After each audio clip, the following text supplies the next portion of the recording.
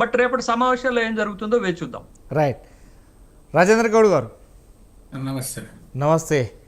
రేపటి పరిస్థితులు మొత్తం మీద అసెంబ్లీ మీద కట్టుదిట్టమైన బందోబస్తు కూడా ఏర్పాటు చేస్తున్నారు రేపు. ఎందుకంటే కాళేశ్వరం ప్రాజెక్టునే ప్రధానంగా తెలంగాణ ప్రజలకు దాని పూర్తి వివరాలు ఖచ్చితంగా తెలియాల్సిన పరిస్థితి ఉంది. 1,00,000 కోట్ల అవినీతికి సంబంధించి మొత్తం మీద జరిగినటువంటి, అంటే 1,00,000 కోట్లు ఎవరు తిన్నారు, 1,00,000 కోట్లకు సంబంధించి అక్కడ కట్టడాలకు సంబంధించి అదంతా కూడా ఈ అవినీతిమయం అయిపోయింది. ఎందుకంటే తెగిపోయిన సందర్భం, దాంట్లో చుక్క నీరు ఆపలేదు. ఆపినా కానీ ఇప్పుడు ఊళ్ళకుళ్ళు అంటే ఉన్న గ్రామాలు మొత్తం కొట్టుకుపోతాయి అనేది నిన్న సీఎం రేవంత్ రెడ్డి చెప్పినటువంటి వ్యాఖ్యలు. దీనికి సంబంధించి తెలంగాణ ప్రజలకు వివరించాలి, ఖచ్చితంగా దీని మీద చర్చ జరపాలనే ఇప్పుడు అసెంబ్లీ సెషన్ పెట్టడం జరిగింది 5 రోజులుగా. కానీ దీని లోపల ప్రభుత్వం చేస్తున్నటువంటి మాటలు ఇచ్చి తప్పిన దారిలో మేము కూడా ఖచ్చితంగా ఎక్కడ తగ్గేదేలే అంటుండు కూడా బీఆర్ఎస్లో ఉన్నట్టుగా తెలుస్తుంది, ఎమ్మెల్యేల జోర్స్. కానీ దీనికి మాజీ సీఎం కేసీఆర్ గారు వస్తారా రాకపోతే ఎలా ఉంటుంది, వస్తే ఎలా ఉంటుంది, వచ్చి సమాధానం చెప్పాల్సిన బాధ్యత ఎంతైనా ఉంది అని అనుకుంటారు. సరే, ఇప్పుడు 1,00,000 కోట్ల అవినీతి అని మీరు అంటున్నారు కదా. Total project cost 80,000 to 1 crore, 1,20,000 crores. మరి దీంట్లో 1,00,000 కోట్ల అవినీతి జరుగుతుందా సార్? మీరు ఒక్కసారి ఆలోచన చేయాలి. ఈ మాట ప్రభుత్వంలో ఉన్న పెద్దలు మారు కూడా ఊకే 1,00,000 కోట్ల అవినీతి అంటే ప్రాజెక్ట్ కాస్ట్ కూడా 1,00,000 కోట్లు లేదు అక్కడ. అయితే ఈ అల్ల కాళేశ్వరం అన్న ఒక ప్రాజెక్టుతోనే ఎన్ని వేల ఎకరాలు, ఎన్ని లక్షల ఎకరాలు సాగునీటి జరుగుతున్నా సార్? ఇవాళ పంటలు పండిస్తలేరా రైతన్నలు? కాళేశ్వరం ప్రాజెక్టు దేశానికే కాదు ప్రపంచంలోనే ఒక రికార్డ్, అతిపెద్ద ప్రాజెక్టుగా. ఆ ప్రాజెక్టుతోని కరీంనగర్ అటువంటి కొన్ని జిల్లాలు ఆ రోజు వ్యవసాయానికి దూరమైన జిల్లాలన్నీ కూడా ఇవాళ వ్యవసాయం లోపల, ఇవాళ భారతదేశం లోపల ఇలా మనం గతంలో చూస్తే తెలంగాణ అనేది 14వ స్థానం నుండి ఇవాళ మొదటి స్థానంలోకి వచ్చింది కాళేశ్వరం ప్రాజెక్టు ఒక డెవలప్మెంట్తో కాదా? మీరు ఒక్కసారి ఆలోచన చేయండి. మరి ఇంకొకటి కూడా మీరు ఒక్కసారి చూసినట్లయితే, ఏదైతే తెలంగాణ లోపల కాంగ్రెస్ పార్టీ గవర్నమెంట్ ఏర్పడ్డదో వచ్చిన మొదటి రోజు నుంచి కూడా వాళ్ళు కాంట్రవర్సల్ లోపల పోతున్నారు, కానీ వాళ్ళు ఇచ్చిన హామీలను దెబ్బేయడం లోపల పోతున్నారు, కానీ అంటే తప్పుదారి పట్టించే విధంగా, అంటే ప్రజల యొక్క దృష్టిని మల్పించే విధంగా వాళ్ళు ఇచ్చిన హామీల గురించి మాట్లాడకుండా కేవలం కాళేశ్వరం 1,00,000 కోట్లు. మరి 1,00,000 కోట్ల అవినీతి నిజంగా జరిగి ఉంటే మరి 2 ఏళ్ల సంధి ఏం చేస్తా ఉన్నారు? మరి ఈ కాళేశ్వరం ప్రాజెక్ట్ అనేది ఇయ్యాల కట్టింది ఏం కాదు. ఇది తెలంగాణ వచ్చిన తర్వాత 2014కి వెళ్ళి నడుస్తున్న ప్రాజెక్ట్. ఇది నడుస్తున్న క్రమం లోపల కేంద్ర ప్రభుత్వం కూడా ఉన్నది కదా. కేంద్ర ప్రభుత్వంలో ఉన్న మోడీ గారు కూడా వచ్చి కాళేశ్వరం ప్రాజెక్టుని ప్రశంసించడం జరిగిందా లేదా? మీరు ఒక్కసారి ఆలోచన చేయండి. నిజంగా 1,00,000 కోట్ల అవినీతి జరిగితే మరి కేంద్ర రాష్ట్ర ప్రభుత్వాలు ఈ రాష్ట్రం లోపల కాంగ్రెస్ ఏర్పడి 2 సంవత్సరాలు అవుతున్నది. మరి 2 సంవత్సరాలుగా ఏం చేసినారు?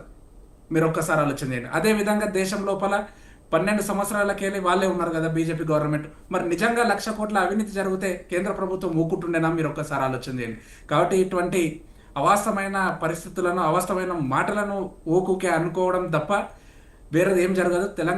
తెలంగాణ ప్రజానీకానికి, ఈ సమాజానికి ఎటువంటి మేలు కూడా జరగదు. నేను ముఖ్యంగా చెప్తున్నా చూడండి, ఇవాళ ప్రభుత్వం ఎంత ఘోరమైన పరిస్థితి ఉన్నది అంటే, మీరు ఇంతకుముందు విశ్లేషకులు గారు కూడా అన్నారు ఏమని, 6 గ్యారెంటీల లోపల ఒక్క గ్యారెంటీ కూడా జరగలేదు సార్.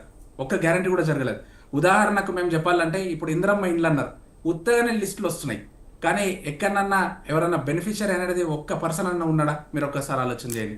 రైతు బంధు వాళ్ళు 15,000 అని వాళ్ళే అన్నారు. మరి అలా రైతు బంధు వచ్చిందా సార్ ఎక్కడన్నా? రైతు బంధు 12,000 వేసినారు కదా. మళ్ళీ అందులోపల ఎన్నో కటింగ్లు. మళ్ళీ అదేవిధంగా మీరు రాజీవ్ యువ వికాసం అన్నారు. ఈ రాజీవ్ యువ వికాసం కింద ఒక్క స్టూడెంట్ అన్న ఈ తెలంగాణ రాష్ట్రం లోపల ఒక్కరన్నా లబ్ధి చెందినరా? అదేవిధంగా గృహజ్యోతి అన్నారు, లేకపోతే ఆడబిడ్డలకు పెన్షన్ అన్నారు, స్కూటీలు అన్నారు, తులం బంగారం అన్నారు. ఇప్పటి వరకు ఒక్క ఆడపిల్ల కన్నా తెలంగాణ రాష్ట్రం లోపల ఒక్క ఆడబిడ్డ కన్నా ఒక తులం బంగారం వచ్చిందా? ఒక్క ఆడపిల్ల కన్నా ఒక స్కూటీ వచ్చిందా? మీరు ఒక్కసారి ఆలోచన చేయండి. కాబట్టి ఇటువంటి మీరు ఇచ్చిన హామీలను దెబ్బేయడానికే, ప్రజల దృష్టిని మలపడానికే ఉత్తగా ఏదో కబురు మాటలు, అంటే 1,00,000 కోట్లు ప్రాజెక్ట్ కాస్టే 1,00,000 కోట్లు లేని 1,00,000 కోట్ల అవినీతి జరుగుతుందా? మీరు ఒక్కసారి ఆలోచన చేయాలి. కాబట్టి ఇటువంటి మాటలు బంద్ చేసుకొని అట్లీస్ట్ ఒక సభ లోపల ముఖ్యమంత్రి గారు అంటున్నారు ఏమని, ఆయన మా జిల్లా వాసే, వికారాబాద్ జిల్లా లోపల ఉన్న కొడంగల్కి గెలిచారు.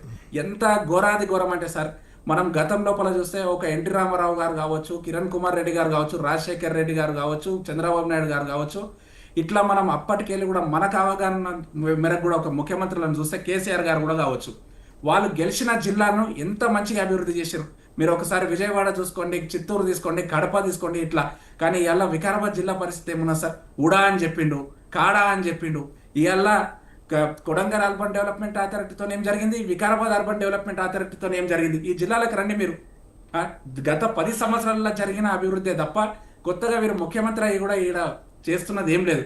కానీ విధ్వంసాలు సృష్టిస్తున్నాడు. నేను ఆ విధ్వంసాలు కూడా మీకు ఒక్కసారి చెప్తే సార్, ఇక్కడ వాసి అని చెప్పుకుంటాడు కదా ఓకే, నేను ఇక్కడ బిడ్డగా చెప్తున్నా చూడండి ఎంతటి విధ్వంసం అంటే, ఇవాళ వికారాబాద్ జిల్లా అంటే కూడా, వికారాబాద్ జిల్లా అంటే అనంతగిరి దామగుండం అడవిలో ఈ యొక్క వికారాబాద్ జిల్లాకు అస్తిత్వం లాగా, ఆ దామగుండం అడవిని జడగొట్టే విధంగా రాడర్ స్టేషన్ తెచ్చి మొత్తం పూర 12 లక్షల చెట్లను నరికేస్తున్నారు. అట్లా ఒక విధ్వంసం. తర్వాత మీరు లగచెర్ల చూడండి సార్, లగచెర్ల లోపల ఎంతమంది రైతులు అన్యాయానికి గురైనారు. భూములు ఇవ్వలేదని చెప్పి అక్రమంగా కేసులు పెట్టారు. సార్ నేను ఇంకొకటి కూడా మొత్తం రాష్ట్రం లోపల ఉన్న ప్రజలకు కూడా తెలవాలి. నేను ఒక అడ్వకేట్గా నా దగ్గరనే ఒక హైకోర్టు లోపల నేను కొట్లాడుతున్నా సార్. లగచెర్ల లోపల ఎంత అన్యాయం చెప్పాలా సార్ మీకు? ఒక పంచాయత్ సెక్రటరీ లగచెర్ల ఊరికి సంబంధించిన నివాసి అతను పంచాయత్ సెక్రటరీగా వేరే ఊర్లో చేస్తున్నాడో, అతను ఆ రోజు లగచెర్లలో ఏదైతే ఇష్యూ జరుగుతున్నదో ఆ రోజు అతను క్లియర్గా డ్యూటీలో ఉన్నాడు. డ్యూటీలో ఉంటే కూడా ఇతను భూమి అనేది వాళ్ళకి ఇవ్వనందుకు, వాళ్ళకి అప్పచెప్పనందుకు ఇతను ఆ రోజు కలెక్టర్ గారి మీద దాడి చేసిన లోపల కీలకమైన వ్యక్తి అని చెప్పి ఆ వ్యక్తిని ఇన్వాల్వ్ చేసి అతన్ని కూడా రిమాండ్ చేసి అతన్ని మొత్తం డ్యూటీలోకి వెళ్ళి సస్పెండ్ చేయడం జరిగింది సార్. ఇప్పటి వరకు 10-12 months అవుతున్నది లగచెర్ల ఇష్యూ జరిగి. అతనికి మినిమం అలవెన్సెస్ కూడా, అంటే ప్రభుత్వంలో ఒక గవర్నమెంట్ ఎంప్లాయీకి 50% అతను సస్పెన్షన్లో ఉన్నా కానీ 50% అలవెన్సెస్ ఇస్తాం. కానీ 50% అలవెన్సెస్ కూడా ఇవ్వకుండా అంతటి ఘోరమైన, అంటే ఒక రాజరిక వ్యవస్థ నడుస్తూ ఉన్నది అలా జిల్లాల లోపల అనేది కూడా మీరు ఒకసారి గుర్తుపెట్టుకోవాలి. కాబట్టి ఇప్పటికైనా సరే నేను ముఖ్యమంత్రి గారిని నేను కోరుతా ఉన్నా ఏంటంటే, ఇవన్నీ కబుర్లు మానుకొని, అబద్ధాలు మానుకొని, ఆ 1,00,000 కోట్ల ప్రాజెక్టే కాదు అది ప్రాజెక్ట్ కాస్టే 1,00,000 కోట్లు, ఉత్తగా నోటికి 1,00,000 కోట్లు అంటే ఎట్లా కనిపిస్తూ ఉన్నాయి. కాబట్టి అవన్నీ మానుకొని 6 గ్యారెంటీల వైపు కొంచెం దృష్టి పెడితే బాగుంటుందని చెప్పి కూడా నేను ప్రభుత్వంలో ఉన్న పెద్దలను మీ ద్వారా కోరుతా ఉన్నా. రైట్. వేణుగోపాల్ గారు,